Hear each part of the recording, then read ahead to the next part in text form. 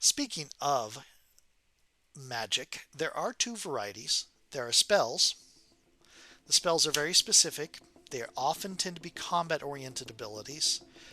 Some of the class skills will modify what happens when a spell is used, because you'll get things like if you do a spell to do damage, also do this. If you do a spell to target an ally, also do this. Um, and some so you can modify what your spells do based off what your class skills are.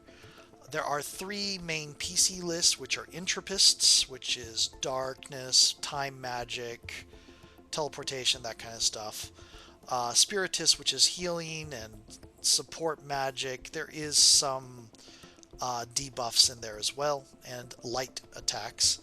And Elementalists, which is battle magic, fire, lightning, wind, all that Aegean stuff.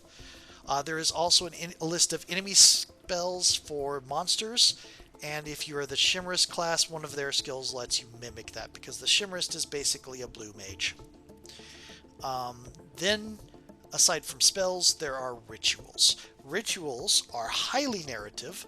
They are do not have specifics to them at all. They are meant to handle more broader obstacles. So, like if you know there's a beast, you might have a beast rampage. You might have the opportunity to fight it and kill it like the normal direct way, or somebody in the party might say, "Let's try to calm it down and see what's wrong, and we'll do this ritual to calm it down." And you get into the ritual things.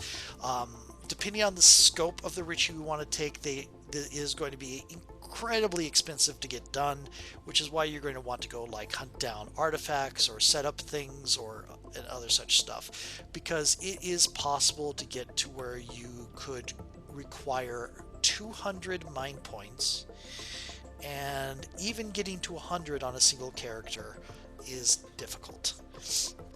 Um, I would say, yeah, it's relatively difficult. So the rituals are not going to be things. Some of the lower scale scope ones you can do off the fly for like 10 or 20. The same cost as a lot of spells, less than some spells actually. But in general, the rituals are going to encourage a lot of story development, a lot of setup, a lot of planning, a lot of subplots. And again, this is where you get once again into player created fetch quest, which I keep calling them fetch quests. I shouldn't. Once the player has decided I want to do this thing, it, it is not really a fetch quest, because they are doing it of their own initiative.